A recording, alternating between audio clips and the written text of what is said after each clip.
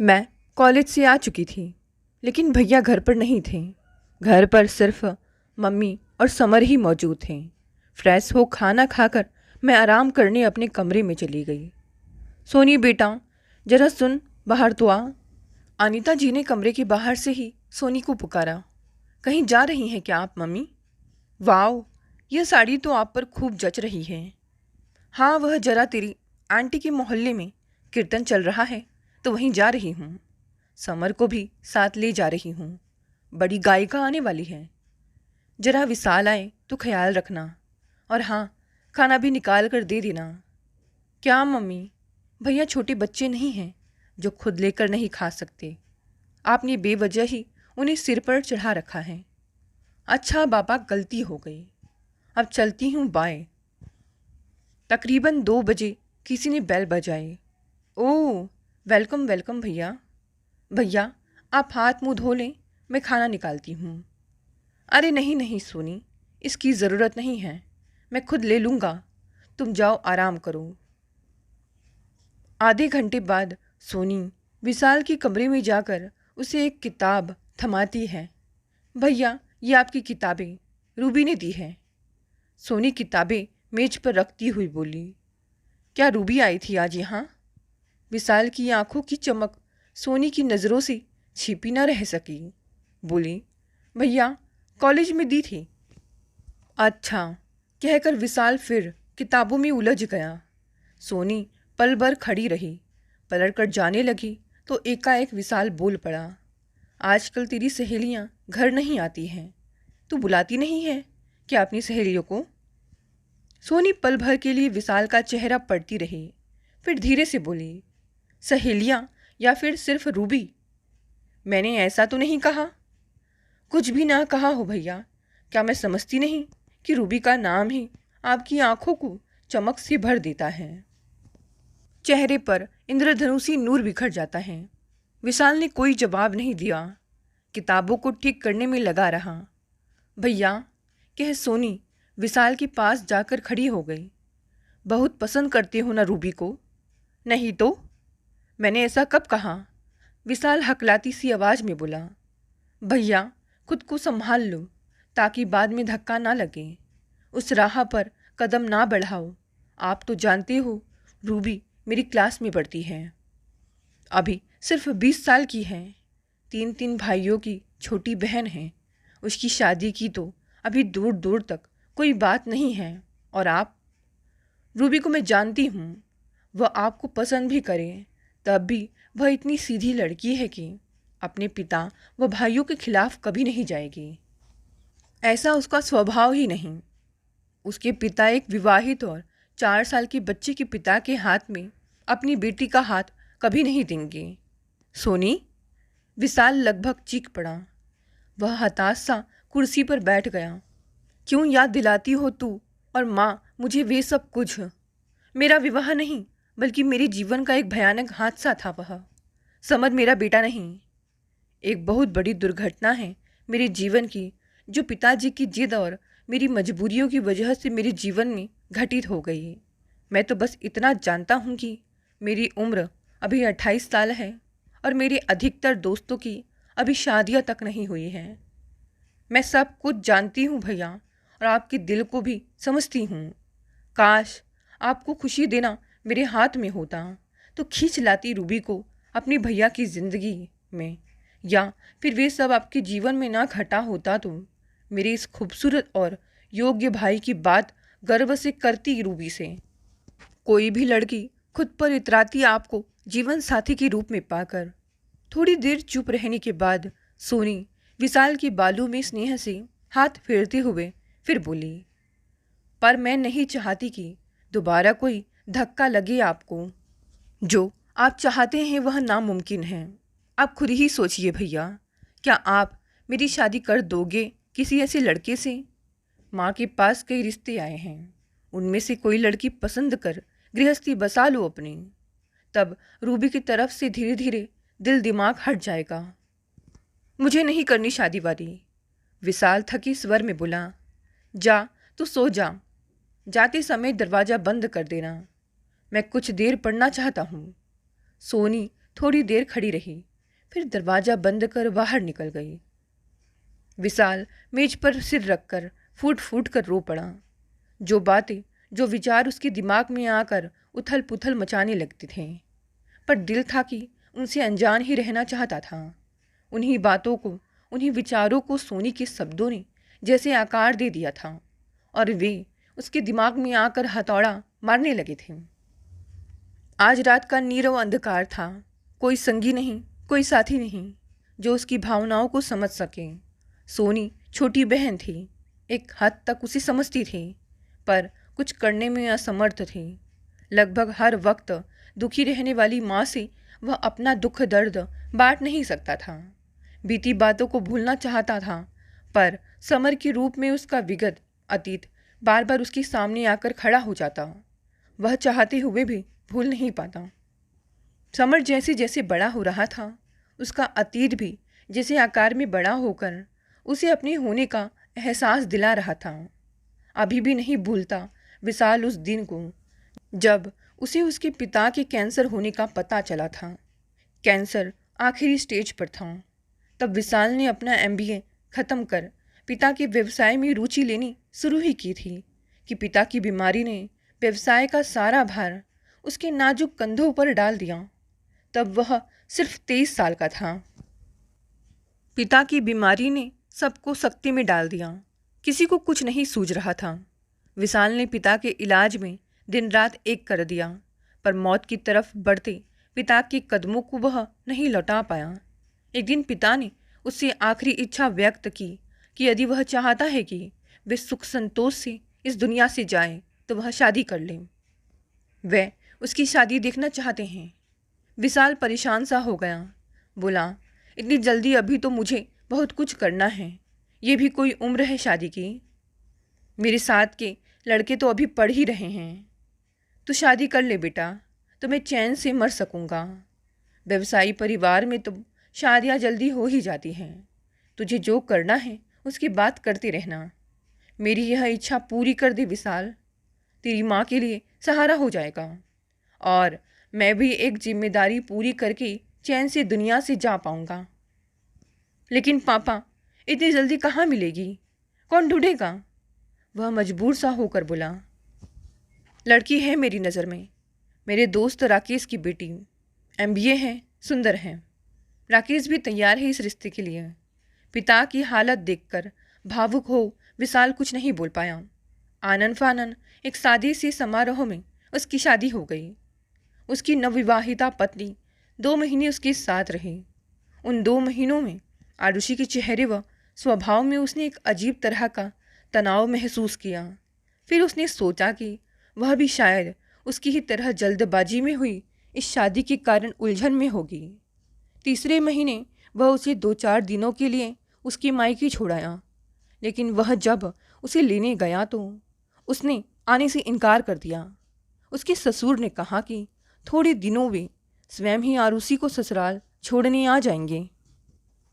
लेकिन आरुषि को ना आना था, ना आई। पिता थोड़े दिनों बाद सबको अलविदा कह गए। कुछ दिन तो पिता के जाने के दुख से उबरने में लग गए उसे। फिर माँ ने उसे बहू को लिवा लाने भेज दिया, लेकिन आरुषि फिर भी आने को तैयार नहीं हुई। उसे कुछ समझ नहीं आया। आरुषि का व उसका साथ मात्र 2 महीनों का था, इसलिए वह उसे बहुत जोर जबरदस्ती भी नहीं कर पा रहा था। नई नई ससुराल में भी कुछ नहीं बोल पा रहा था। छोटी सी उम्र में तमाम जिम्मेदारियों ने उसे अजीब सी उलझन में डाल दिया था। धीरे धीरे दबी ढकी बातें सामने आने लगीं। आरुषि किसी दूसरे लड़के से विवाह करना चाहती थी, पर उसके पिता को वह लड़का और वह रिश्ता पसंद नहीं था। अपने पिता की जिद की वजह से वह उसके साथ शादी के लिए तैयार हो गई। निभाना चाहा पर रह नहीं पाई और अब वह किसी भी सूरत में आने को तैयार नहीं थी। वह हतप्रभ रह गया। उसकी ज़िंदगी ने यह कैसा मोड़ ले लिया और यह मोड़ इतने पर भी ख़त्म नहीं हुआ। इसके बाद वह गहरी खाई में गिर पड़ा। जब कुछ महीनों बाद पता चला कि आरुषि माँ बनने वाली है। जब माँ ने यह सुना तो उसे समझा बुझाकर दोबारा आरुषि को लिवा लाने भेजा। किसी तरह बेमन से वह आरुषि को लेने ससुराल चला गया। उसने बहुत समझाया कि बीती बातों को भुला दें और उसके साथ नई जिंदगी शुरू करें। आरुषि के माता पिता ने भी बहुत समझाया, पर आरुषि तो जैसे पगली सी हो गई थी। वह न आने को तैयार हुई, न ही वह ऐसी हालत में अपना ख्याल रखती थी। उसे उस पर दया भी आई। वह भी उसकी तरह अपने पिता की जिद की शिकार हो गई। थक हार कर वह वापस आ गया। कुछ महीने बाद उसे पुत्र जन्म का व आरुषि की मृत्यु का समाचार एक साथ मिला। उसकी समझ में नहीं आया कि वह रोए या हंसी। 2 दिन की खता ने जिंदगी भर की सजा दे डाली थी उसे। उसे लगा कि उसकी जिंदगी में कभी ना छटने वाला अंधेरा छा गया है। क्या करे और क्या नहीं। लगभग 1.5-2 महीने तक उसने अपने ससुराल से कोई संपर्क नहीं साधा। फिर एक दिन उसके ससुर का फ़ोन उसकी माँ के लिए आया कि वे आकर अपनी अमानत ले जाएं। नन्हे से बच्चे को वह संभालने वाला कोई नहीं है। बेटी की मौत के गम में आरुषि की माँ तो बिस्तर से भी नहीं उठ पा रही थी। आरुषि के पापा भी अपनी गलतियों व अपनी जिद के आगे थक गए थे। उनकी बातों से पश्चाताप साफ झलकता था। उसका दिल किया कि वह दोनों दोस्तों का गुस्सा आरुषि के पापा पर उतार दें। अपने बच्चों की ज़िंदगी बर्बाद करके आखिर क्या मिला उन्हें, वह चिल्ला चिल्ला कर पूछना चाहता था उन माता पिता से कि क्यों बांध देते हो अपने बच्चों को ज़बरदस्ती के रिश्तों में, हर निर्णय लेने की छूट देते हो उनको, छोटी सी छोटी बात में उनकी पसंद पूछते हो, और जब जिंदगी भर का निर्णय लेने का समय आता है तो अपनी जिद से उनकी ज़िंदगी को कभी ना भरने वाला नासूर बना देती हूँ। उसका मन अपने पिता को भी इस बात के लिए क्षमा नहीं कर पाया। नन्हा समर उनके घर आ गया। दादी और बुआ की देख रेख में वह बड़ा होने लगा, पर समर को माँ के साथ साथ पिता का भी प्यार नहीं मिला। विशाल का चेहरा उसे देखते ही गुस्से में तन जाता। लाख समझाता खुद को कि जो कुछ हुआ है उसमें इस नन्हे का क्या दोष, लेकिन चाह कर भी उसके साथ सहज नहीं हो पाता। नन्हा समर प्यार और नफरत बहुत जल्दी समझ जाता है। वह भी विशाल से दूरी ही बना कर रखता। दादी व बुआ से ही चिपका रहता। जो घर विशाल के हंसी ठहाकों से गूंजता रहता था, उसी घर में 4 जनों के होते हुए भी मुर्दनी छाई रहती। उनकी बेनूर जिंदगी में अगर थोड़ी बहुत तरंग उठती भी तो सोनी की वजह से। विशाल ने खुद को काम में डुबो दिया। पढ़ने लिखने के शौकीन विशाल की लाइब्रेरी में कई महान लेखकों की दुर्लभ कृतियाँ से अटी पड़ी थीं। वह जहाँ भी जाता किताबें खरीद लाता था। ऑफिस से आकर वह अपनी लाइब्रेरी में बैठ जाता और देर रात तक अंग्रेजी पढ़ता रहता। सोनी अंग्रेजी से एमए कर रही थी। उसी साल रूबी ने उसकी कक्षा में प्रवेश लिया था। सोनी और रूबी की दोस्ती जल्दी गहरी हो गई। सीधी साधी भोली भाली रूबी सोनी को बहुत अच्छी लगती थी। एक दिन उसने अपनी कुछ सहेलियों को घर पर लंच पर बुलाया था। काफ़ी समय बाद लड़कियों की चुहलबाजी से सूना घर गुलजार हो गया था। व्यवसायी परिवार होने के कारण उनका घर बड़ा खूबसूरत व हर तरह से सुविधा संपन्न था। उसकी सहेलियां उसका घर देखकर खुश हो रही थी। सोनी भी खुश होकर एक एक कमरा दिखा रही थी। सब देखते देखते वे विशाल की लाइब्रेरी में पहुंच गए। पढ़ने की शौकीन रूबी इतनी सारी महान लेखकों की किताबें देखकर बावरी सी हो गई। यह लाइब्रेरी किसकी है सोनी? तुम्हारे घर कौन है पढ़ने का शौकीन? वह शेल्फ पर रखी किताबें पर नज़र दौड़ाती हुई बोली। मेरे भैया जहाँ भी जाते हैं बस किताबें खरीद लाते हैं। अच्छा, तेरे भैया के पास तो बहुत अच्छी अच्छी किताबें हैं। इनमें से कुछ किताबें ऐसी हैं जिन्हें मैं पढ़ना चाहती हूँ, पर मिल नहीं रही थी। मैं ले लूँ? पढ़कर वापस कर दूँगी। अरे नहीं नहीं, सोनी बोली। बाप रे, भैया की किताबों को छुओ भी तो उन्हें पता चल जाता है। उनसे पूछे बिना उनकी किताबें नहीं ले सकते। भैया लंच पर आने वाले हैं, उनसे पूछ कर ले लेना। ठीक है, रूबी खुश होकर बोली। लंच टाइम पर विशाल घर आकर सीधे अपने कमरे में चला गया। माँ ने लंच लगा दिया। सोनी की सभी सहेलियाँ डाइनिंग टेबल पर आ गई। सोनी जा, विशाल को भी बुला ला खाने के लिए, माँ बोली। सोनी विशाल को बुलाने कमरे में चली गई। भैया खाना खा लो चलकर। तुम लोग खाओ, मुझे यहीं दे दो, विशाल बोला। क्या भैया आप भी? क्या सोचेंगी मेरी सहेलियाँ? आप कोई छोटे बच्चे हो जो शर्मा कर अंदर छिप रहे हो? कह सोनी उससे हाथ से खींचकर बाहर ले आई। वह अनिच्छा से आकर डाइनिंग टेबल पर आकर बैठ गया। सोनी ने सबसे उसका परिचय करवाया।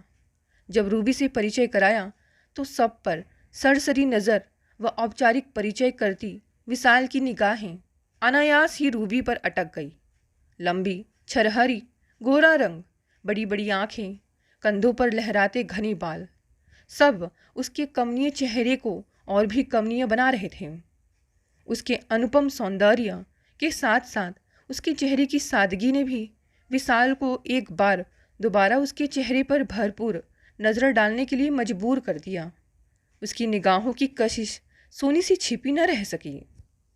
सभी खाना खाने लगे। सभी लड़कियां आपस में चुहलबाजी कर रही थी। कुछ छिटपुट बातें विशाल से भी कर रही थी, पर रूबी बिना कुछ अधिक बोले सबकी बातों पर मुस्कुरा रही थी। विशाल के कान और निगाहें अनायास ही उसकी उपस्थिति को तौल रही थीं।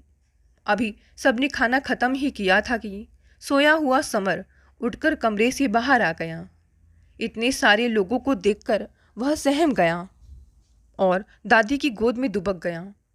उस प्यारे से बच्चे को देखकर सभी लड़कियां उसकी तरफ आकर्षित हो गईं।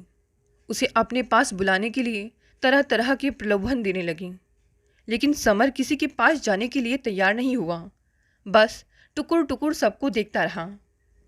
मेरे पास आओ, रूबी प्यार से उसे छूते हुए बोली। तुम्हें अच्छी कहानी सुनाऊंगी। कौन सी वाली? किसी की बात का जवाब ना देने वाला समर एकाएक रूबी से पूछ बैठा तो सब चौंक कर हंसने लगे। जो वाली तुम कहोगे, पहले मेरे पास आओ। और वह उसका हाथ धीरे से अपनी तरफ खींचती हुई बोली तो समर दादी की गोद से उतरकर उसकी गोदी में बैठ गया। अच्छा, पहले अपना नाम बताओ, कह रूबी उसके घुंघराले बालों पर उंगलियां फेरती हुई बोली। समर। और वह धीरे धीरे रूबी से बातें करने लगा। रूबी उससे थोड़ी देर बातें करती रही। उसे पता नहीं था कि विशाल की मुग्ध निगाहें उसके चेहरे को सहला रही हैं। एकाएक रूबी ने नज़रें उठाई तो निगाहें विशाल की निगाहों से जा टकराई। विशाल अचकचा कर निगाहें फेर उठ खड़ा हुआ और अपने स्टडी रूम में चला गया। सोनी ने सब कुछ ताड़ लिया, समझ गई भोली भाली रूबी पिता पुत्र दोनों के मन में बिंध गई है। सभी लड़कियां उठकर ड्राइंग रूम में आकर बैठकर गपशप करने लगीं। तभी सोनी रूबी से बोली, तुझे किताबें चाहिए तो भैया से ले लें, फिर वे ऑफिस के लिए निकल जाएंगे। तू ले आना, रूबी उससे अनुनय करती हुई बोली। अरे मुझे क्या पता तुझे कौन कौन सी किताब चाहिए, फिर मुझे तो मना भी कर सकते हैं, पर तुझे औपचारिकता वश नहीं कर पाएंगे। रूबी दुविधा में खड़ी रही। जाना, भैया इस समय स्टडी रूम में ही हैं, 10 मिनट में चले जाएंगे। सोनी की जोर देने पर रूबी स्टडी रूम में चली गई। विशाल आराम कुर्सी पर अधलिटा सा आंखें मूंदे बैठा था। उसे ऐसे देखकर रूबी वापस मुड़ गई। तभी आहट सुनकर विशाल ने आंखें खोल दी। बोला, अरे आप, कुछ काम था मुझसे? वह बोला, आपके पास बहुत अच्छी किताबें हैं, मुझे कुछ किताबें चाहिए थी पढ़ने के लिए, पढ़कर लौटा दूंगी। हाँ हाँ क्यों नहीं, जो जो चाहिए ले लीजिए, विशाल बोला। रूबी सेल्फ खोलकर अपनी पसंद की किताबें निकालने लगी। बहुत शौक़ है आपको पढ़ने का? विशाल ने पूछा। जी, यह तो बहुत अच्छा शौक़ है, पर कॉलेज की पढ़ाई के साथ कैसे कर लेती है ये सब? बस शौक़ होता है तो हो जाता है। ये किताबें ले जा रही हूँ, जल्दी पढ़कर लौटा दूंगी। हाँ हाँ, जब पढ़ लें तब दे दीजिएगा। जो भी किताब पढ़ना चाहे बेझिझक ले जाया करे। वह प्यार भरी नज़र उस पर डालते हुए बोला। जी थैंक यू, कहकर रूबी स्टडी रूम से बाहर निकल गई। बाहर आकर सोनी से बोली, तेरे भैया तो बहुत अच्छे हैं बात करने में, तू तो बेकार डरती है उनसे।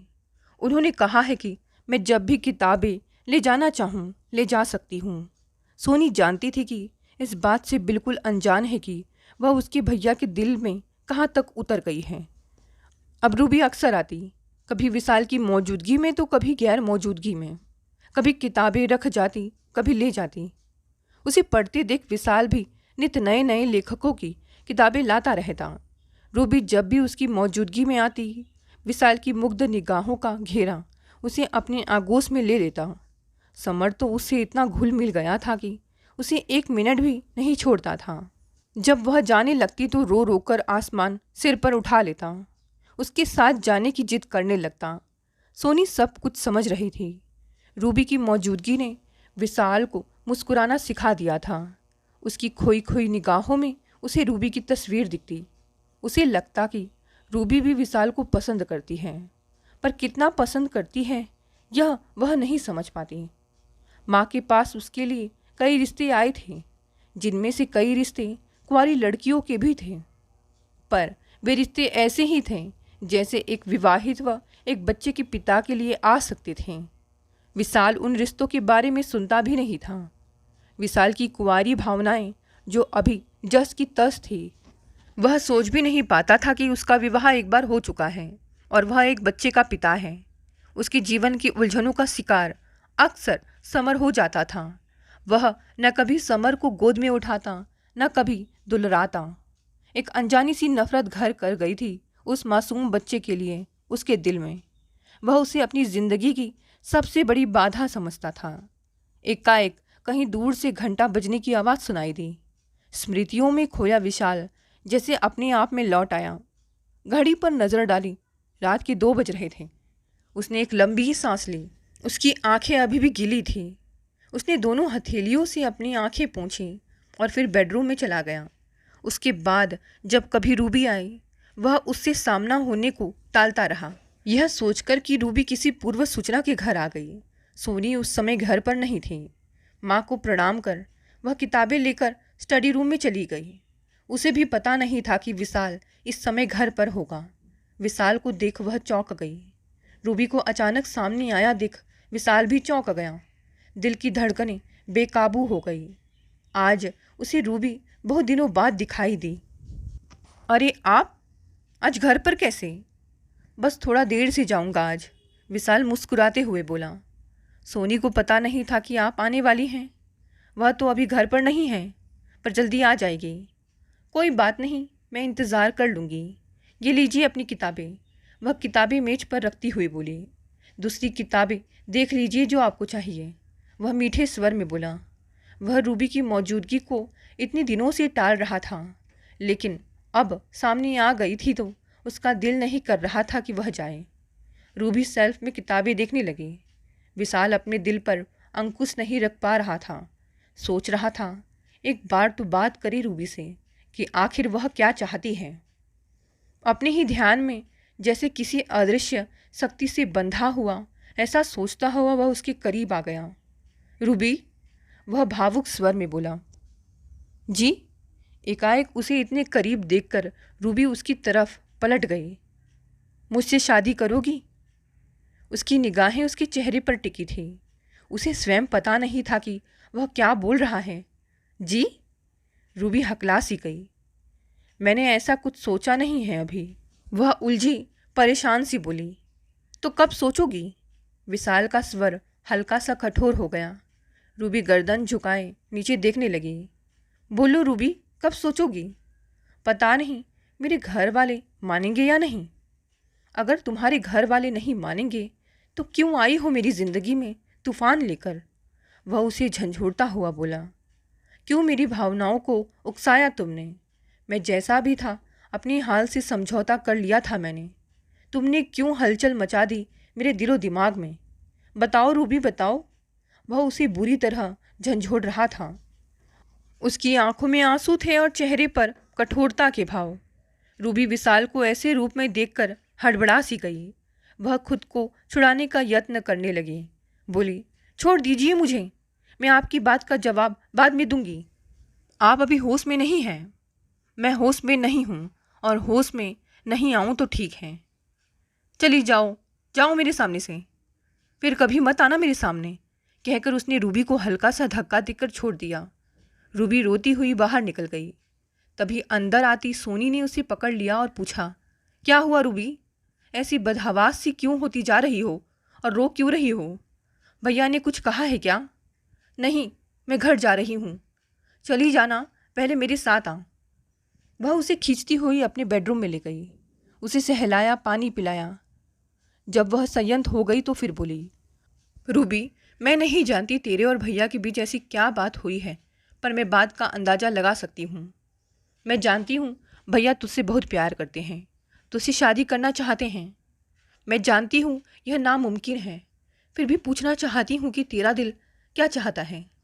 तेरे दिल में भैया के लिए वैसी कोमल भावनाएं हैं क्या? तू भी उन्हें पसंद करती है? रूबी कुछ नहीं बोली। टप टप आंसू गिरने लगे। बोलना रूबी, सोनी उसे प्यार से सहलाती हुई बोली। मेरी चाहनी से क्या होता है?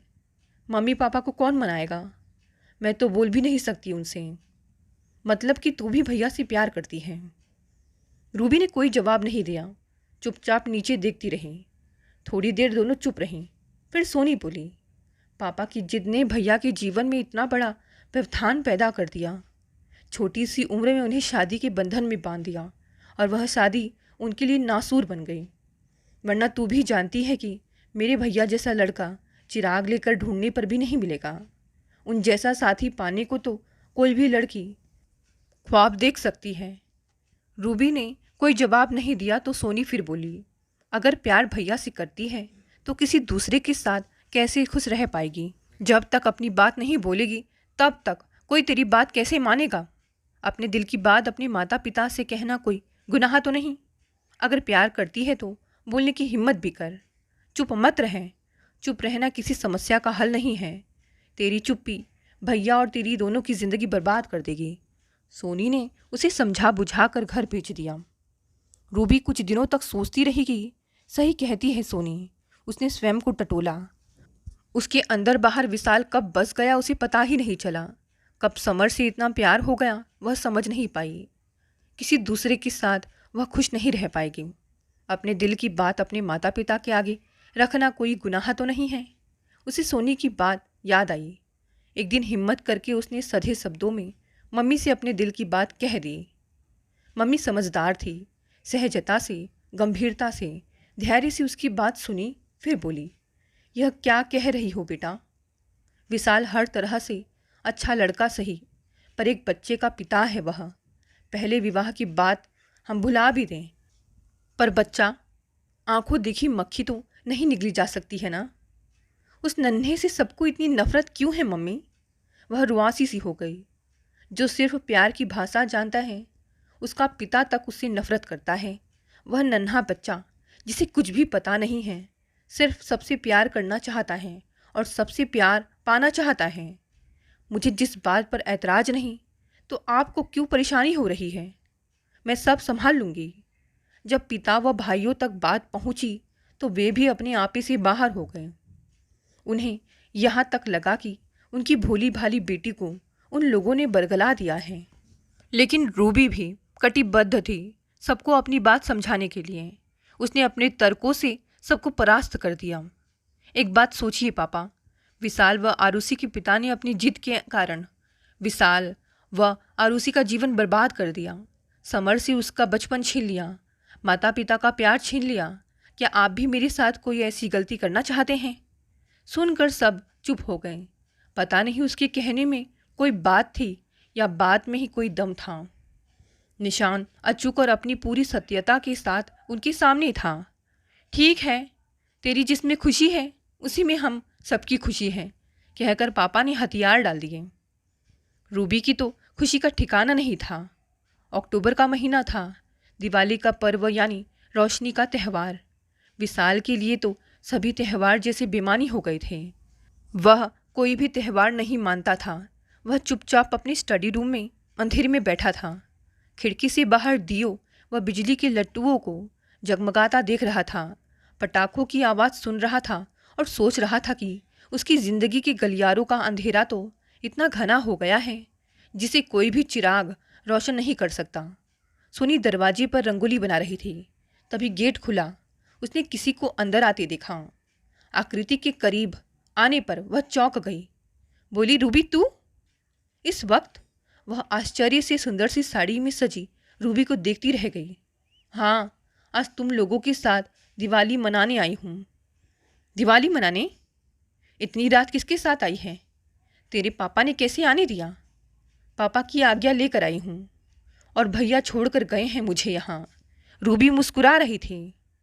अब हमेशा जिंदगी भर इसी घर में दिवाली मनाऊंगी। क्या? सोनी आश्चर्य मिश्रित खुशी से बोली। तू सच कह रही है रूबी? हाँ, मैं सच कह रही हूँ। पापा मान गए। तो अंदर चलना जल्दी। खुशी के आवेग में उसकी आवाज़ काँप रही थी। भैया अंदर स्टडी रूम में बैठे हैं, जाकर उन्हें बुला ला। रूबी स्टडी रूम में गई तो दिखा विशाल अपने ख्यालों में डूबा आंखें बंद कर चुपचाप बैठा था। वह धीरे से उसके पास जाकर खड़ी हो गई और उंगलियों से उसके बालों को सहलाती हुई बोली, दिवाली जैसे रोशनी के पर्व में भी यूं अंधेरे में बैठे हैं आप? रूबी का स्पर्श पाकर विशाल एकदम चौंक गया। बोला, तुम यहाँ इस वक्त? हाँ। रूबी ने बिजली का स्विच ऑन कर दिया। आपके साथ दिवाली मनाने आई हूँ, पापा की आज्ञा लेकर। भैया छोड़कर गए हैं मुझे। अब हमेशा आपके साथ दिवाली मनाऊंगी जिंदगी भर। वह संजीदगी से बोली। मैंने भैया से कहा कि घर वापस आप मुझे छोड़ देंगे, वे मुझे लेने ना आए। छोड़ देंगे ना आप मुझे? रूबी, विशाल अपनी जगह खड़ा हो गया। क्या तुम सच कह रही हो? मजाक तो नहीं कर रही हो ना? ऐसा मजाक मैं सहन नहीं कर पाऊंगा। मैं सच कह रही हूँ। पापा मान गए। मैंने मना लिया मम्मी पापा को। वे बहुत समझदार हैं, मुझसे बहुत प्यार करते हैं। मेरी पसंद उनकी पसंद। वह शर्माते हुए बोली। ओ रूबी, कहकर खुशी के आवेग में विशाल ने रूबी को गले से लगा लिया। फिर बोला, चलो रूबी, माँ के पास चलते हैं, उन्हें भी बता दें। एक शर्त पर चलूँगी। कौन सी? पहले समर को लेकर आइए। माँ सबसे प्यारी चीज़ होती है बच्चे के जीवन में, और एक माँ के कारण ही समर से उसका बचपन व पिता का प्यार छिन गया। अब मैं नहीं चाहती हूँ कि दूसरी माँ की वजह से उसके शेष जीवन की खुशियाँ छिन जाए। मैं उसकी माँ बनकर उसके पिता का प्यार उसे लौटाना चाहती हूँ। आपके जीवन में जो कुछ भी घटा है उस मासूम का कोई दोष नहीं। अब मैं लेकर आता हूँ। विशाल हंसकर बाहर चला गया और फिर तुरंत समर को ले आया। दोनों ने समर के हाथ पकड़े और माँ के पास चले गए। रूबी को देखकर माँ चौंक गई। बोली, रूबी, तुम यहाँ इस वक्त? रूबी प्रणाम करने के लिए माँ के पैरों में झुक गई। होने वाली बहू को गले लगाओ माँ। इस दिवाली साक्षात लक्ष्मी आपके घर आई है। सोनी सजल नेत्रों से हंसते हुए बोली। क्या सच? माँ ने बात की सच्चाई के लिए विशाल की तरफ देखा तो खुशी से दमकता विशाल का चेहरा देख अब कुछ भी देखना समझना बाकी नहीं रह गया था। उन्होंने पैर छूती रूबी को उठाकर अपने गले से लगा लिया। खुशी के अतिरेक में विशाल ने समर को गोद में उठाकर अपनी बाहों में भींच लिया। कभी ना दुलारने वाले पापा को समर हैरानी से देखने लगा। वहाँ वात्सल्य का सागर लहरा रहा था। बच्चा प्यार की भाषा बहुत जल्दी समझ जाता है। उसने अपनी दोनों नन्ही नन्ही बाहें विशाल के गले में डाल दी। सोनी पीछे खड़ी अपने बहते आंसुओं को लगातार पोंछ रही थी और मन ही मन प्रार्थना कर रही थी कि यह दिवाली उनके घर को तो ताउम्र रोशन रखे। दोस्तों, कहानी यहीं समाप्त हो गई। कहानी पसंद आई तो इसे लाइक, शेयर, कमेंट करें। नए हैं तो चैनल को भी सब्सक्राइब कर लें। धन्यवाद दोस्तों, मिलते हैं अगली नई कहानी।